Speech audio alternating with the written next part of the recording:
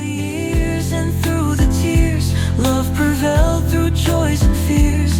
In your eyes my world appears, Valentine's love that never veers. Moments fleeting, shadows cast, every heartbeat echoes past, lingering. The day when love is in the air, chocolate is everywhere, and single people pretend they're just really into self-care. You know, like, oh, I'm not alone, I'm just having a date with my favorite ice cream. Meanwhile, couples are out there, staring into each other's eyes like they're trying to decipher the meaning of life, while I'm over here trying to decipher the meaning of my pizza delivery guy's smile. But let's be real for a second. Valentine's Day is like a weird social experiment. You've got the romantics, who think love is a fairy tale, the cynics who think love is just a conspiracy invented by the greeting card industry, and then you've got the people who just really want an excuse to eat an entire box of chocolates without judgment. And can we talk about the pressure?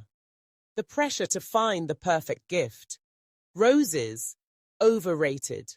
Chocolates, too predictable. A personalized mixtape. I mean, who even has a cassette player anymore? Speaking of gifts, have you ever noticed that the moment you step into a store around Valentine's Day, it's like walking into a pink explosion? It's like Cupid threw up everywhere.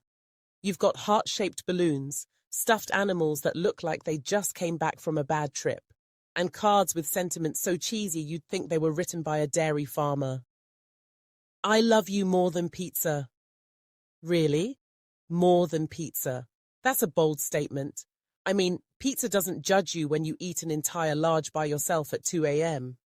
And let's not forget the classic Valentine's Day dinner. You know, the one where you spend half your paycheck on a meal that's so fancy it requires a dictionary to understand the menu.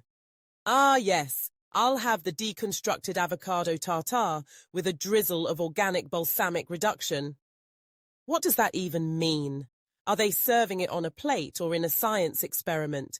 And then you get the bill and it's like, congratulations, you've just spent the equivalent of a small car on dinner. Hope you enjoyed that one bite of food. But I digress. Let's talk about love jokes, shall we? Because nothing says, I care, like a good laugh, right? Here's one for you. Why did the man propose to his girlfriend in the middle of a cornfield? Because he wanted to hear her say yes. Get it? Corn? Ear? It's amazing. And what about this classic? What do you call two birds in love? Tweethearts. I mean, come on. If that doesn't make you chuckle, you might need to check your pulse. Now, I know some of you are probably rolling your eyes right now thinking, these jokes are terrible. But that's the beauty of love jokes. They're like the awkward dance moves at a wedding. You can't help but laugh, even if they make you cringe a little. Speaking of cringe, let's talk about those cheesy pickup lines. You know the ones. Are you a magician? Because every time I look at you, everyone else disappears. I mean, who comes up with this stuff? And yet, somehow, they still work. It's like love has this magical power to make us overlook the fact that we just heard the worst line in history. Here's a personal favorite. Do you have a map? Because I just got lost in your eyes. Lost? Buddy, if you need a map to navigate this relationship, we might have bigger problems. And then there's the classic. If you were a vegetable, you'd be a cucumber. Really? A cucumber? I don't know about you, but if someone called me a vegetable, I'd be more concerned about my diet than my love life. But let's not forget about the ultimate Valentine's Day dilemma. What to do if you're single? Some people embrace it, throwing galentine's parties, while others just binge-watch rom-coms and cry into their pillows. And hey, there's nothing wrong with that. Here's a joke for the single folks. Why did the single person bring a ladder to their Valentine's Day party? Because they heard the drinks were on the house. Now that's the kind of thinking I can get behind. And can we talk about the couples who go all out on social media? You know the ones. They post pictures of their romantic dinners, their cute matching outfits, and their love letters that are basically novels. Meanwhile, I'm over here posting a picture of my cat with the caption, Happy Valentine's Day. This is my one true love. But hey, love comes in all shapes and sizes. Whether you're in a relationship, single, or just dating your couch, let's embrace the hilarity of it all. Love is messy, it's ridiculous, and it's sometimes downright absurd.